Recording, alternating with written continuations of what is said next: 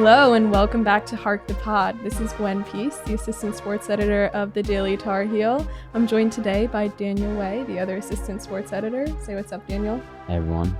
How are you doing today? Doing well. We have a special guest on today, Mathew Maynard. Mathew, you want to say what's up? What's up, guys? How are you doing today, Mathew? Good. Tired. Drove back from Atlanta this morning, so got back to Chapel Hill a little while ago. Yeah, so for a little bit of context, both Daniel and Mathew were actually in Atlanta covering the UNC football game against Georgia Tech this past weekend on Saturday night. And so they have just gotten back into Chapel Hill. We're recording this on Sunday night. And so long drive, but hopefully a good one. How was that experience for you guys? It was good. Matthew's a great driver. I pretty much slept the whole time. Yeah. What car are you driving around, Mathew? I drive a Lexus IS. Oh, okay. So riding in comfort. Yeah. When he starts the car, the wheel adjusts to where it was before. Yeah. It's wow. pretty dope. This is really high tech. All right. So getting into a little bit of housekeeping. Apologies to our fans. You must have noticed we were off last week due to fall break, and a lot has happened in our absence. I believe the last episode we recorded, UNC football was 6-0. Now 6-2, so a lot of catching up to do, but don't worry, we will get you that much needed ball talk and analysis in the pod today. Also of note, this week is our 2023 basketball preview that will be out on Wednesday, so be sure to pick up your copy of the paper in blue boxes Wednesday morning. So kind of jumping right into football, like I mentioned before, UNC faced off against Georgia Tech on Saturday. Suffered a 46-42 loss at Bobby Dodd Stadium in Atlanta. But the week before, UNC faced off against Virginia. They were, at the time, ranked number 10, like I mentioned, undefeated, and they suffered their first loss of the season to an unranked Virginia team with a final score of 31-27 at home. So in both of those games, kind of the key theme was a defensive meltdown. In the game against Virginia, the UNC defense struggled, allowing 31 points to a Cavalier team with a struggling offense. The offense actually of Virginia entered Saturday ranked dead last in the ACC in scoring and defense. And in the game against Georgia Tech, the Tar Heel defense faced a more high-scoring matchup. And while they managed to force turnovers and make key stops at times, they ultimately allowed Georgia Tech to score 46 points and take home the win for their second loss of the season. So, Daniel, you were at both games and you wrote about UNC's dashed college football playoff hopes after UVA and Mac Brown's lack of answers for this past Saturday's loss. What stands out to you as the biggest commonality between the two losses? Yeah. Honestly, I would say when it rains, it pours, in a sense that when you lose that first game against UVA, it's kind of a wake-up call, I guess. A shocking reality, hey, this team was never built for the CFP.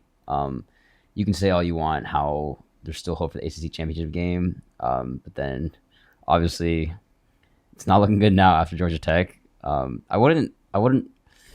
It's hard to find a commonality between the two losses just because I felt like they were so different. It felt like with the UVA loss, they kind of just let it slip away from them. And it was a lack of Omarion Hampton got 5 touches in the second half against UVA. When you're up 10 with 9 minutes left in the third quarter, you run the ball. You keep the ball on the field. You keep the clock rolling.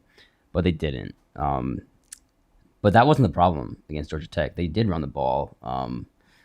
Not sure about the stats, but Omarion had 2 touchdowns. British Brooks had 1 touchdown. Drake May had a rushing touchdown.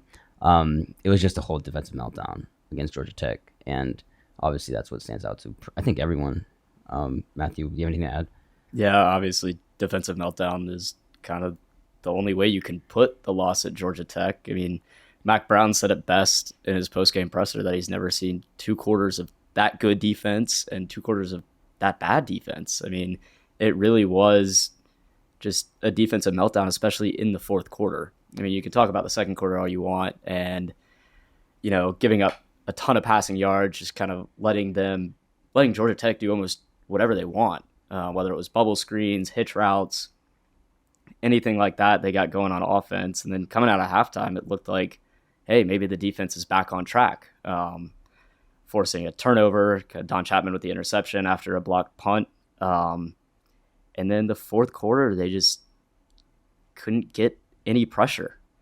They let Georgia Tech run it down their throats. I mean, 246 rushing yards in the fourth quarter alone after giving up only 102 the whole game. Kind of is the story of the game. Absolutely. And then kind of, Mathew, what else do you think are next steps moving on from this for Gene Chizik and the defense?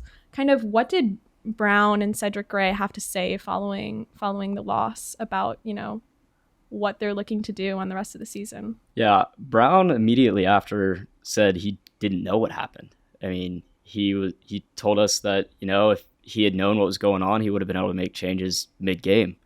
And so he kind of was uncertain about what he wanted to do. He was going to look at the film, today on Sunday, kind of assess it throughout the week. And Cedric kind of talked about not losing confidence in his guys, but knowing that they need to step up a little bit. Mm-hmm. Cedric compared it to the defense of last year. Mac compared it a little bit to the App State game last year, but Cedric compared it just to the overall feeling of the defense last year and, giving up big plays and not being able to kind of come through in those big moments, especially in the game last night against Georgia Tech. And this bend, don't break mentality that they had kind of after the Minnesota game seems to have fallen apart. So it'll be interesting to see how they recover from that. And also another thing that really stuck out to me that Mac said was that the offense didn't seem to be hungover from last week's loss, but the defense did. And it kind of was the first time that he's been really candid about blaming the defense for a loss this year. And he didn't really pull any punches after the game. Yeah, you got anything to add, Daniel? Yeah, for sure. So Mathew and I actually got to the press conference early. So with 4 minutes left in the game, we went down to the field trying to, do some reporting, stand on the sidelines. We watched as Georgia Tech got that final first down. Tez got injured. Well, before that, Tez got injured and the field was silent for a while. And he had to be helped off the field. But when Georgia Tech got that final first down to clinch the game, they need the ball, take a knee. Drake May kind of lifted his helmet up with both hands and just threw it to the ground. To his left, he had his whole entourage, the offensive line. I think Diego Pounds just took off his helmet and just dropped to a crouch. And it's just honestly there's so much defeat with that. They knew that this could have happened. I feel obviously Georgia Tech's had UNC's number in the past few years. They knew that this is the game that they needed to win to even keep the AC championship hopes alive while they're still technically not dead yet. Louisville's probably going to make it to the AC championship game, and then Florida State, obviously, it's Florida State. But yeah, sorry, a pretty long fleshed out anecdote, but all that to say, Mathew and I got to press conference early, and it was in the Georgia Tech football weight room. So it was a kind of a makeshift setup, and off to the side there was Mac Brown leaning back on one of the back extension machines, just on his phone, silent. And then to his left, there's Bubba Cunningham, UNC athletics director, silent. And then to Mac's right is obviously Jeremy Sharp, the football SID. So, yeah, just a very, very muted scene. Honestly, it was kind of stunning. Would you say defeated? I don't want to speak for Mac Brown. I don't know. It was very new as someone who's kind of had the joy, I guess, of seeing Mac at press conferences, regardless of whether UNC wins or loses. It was something new for sure, I feel like. Absolutely. And like you mentioned, this is all going to be very important, heading into the rest of the season. It seems like there's been a big momentum shift. But looking at the upcoming game this Saturday, UNC will be facing off against Campbell. UNC, like I mentioned, now unranked, will have the chance to kind of tune up before their rivalry matchup against Duke on November 11th. And they will be playing Campbell at home in Chapel Hill.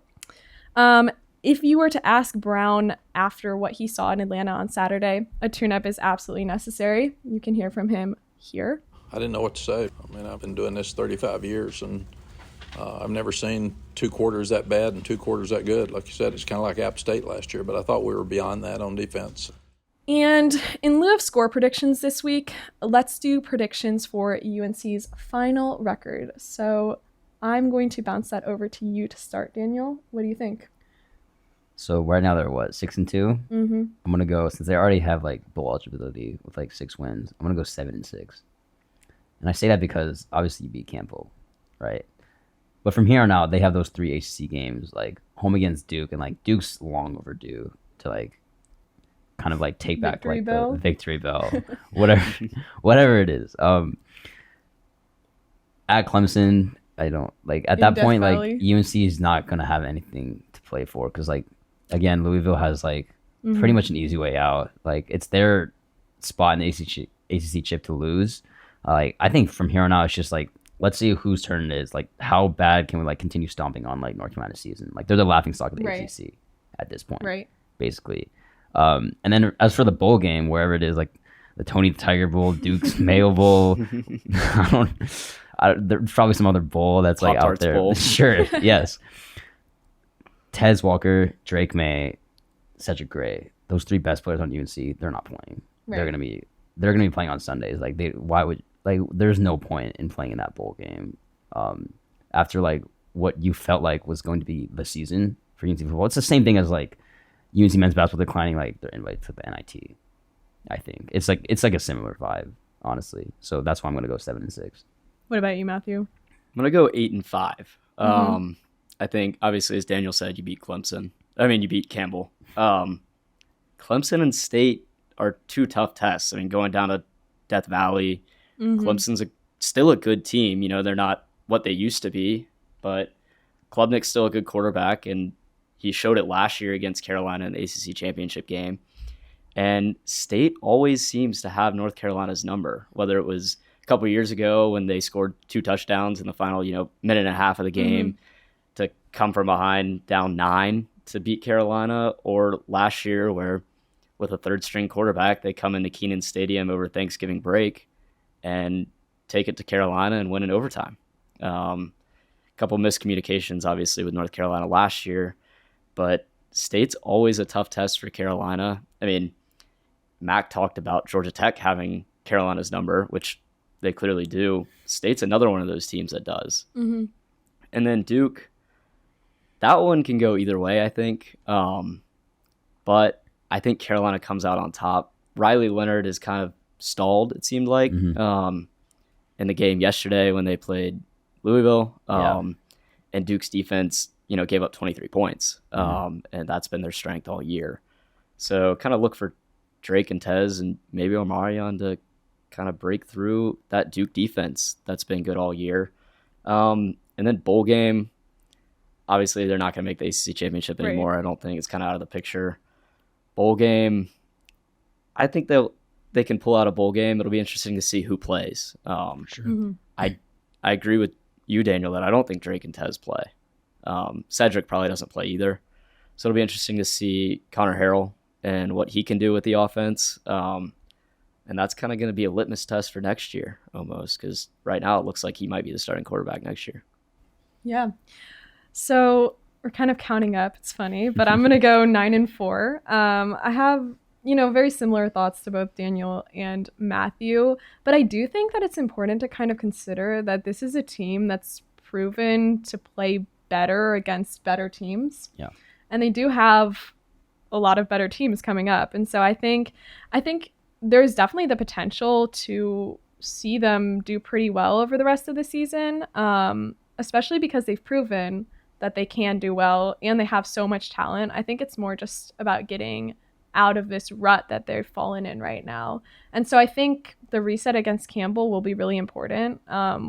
Like you both said, I mean, I really can't imagine a world in which they lose that. But then again, I probably would have said that about UVA. So so that will be definitely really important. And then down the road, I think some of those games could swing either way, but I definitely think, Clemson and Death Valley is going to be a a real challenge. I think Duke also will be a challenge.